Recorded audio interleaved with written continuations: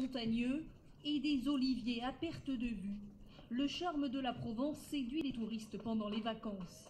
Et pour certains, le séjour démarre avec une balade à cheval au cœur du parc régional des Alpilles. Et là, nous allons nous diriger vers le point le plus haut des Alpilles.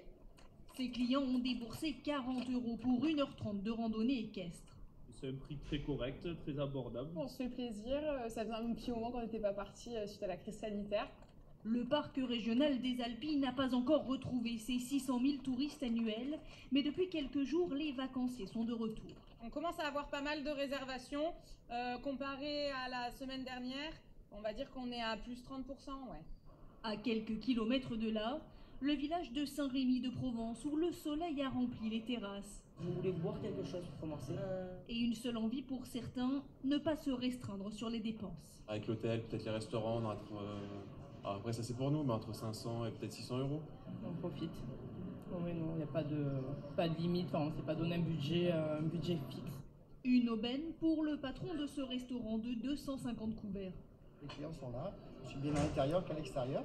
Dans la saison, d'ici 15 jours, on aura une extension de terrasse en face, donc le tourisme va revenir, il n'y a aucun problème de ce côté-là.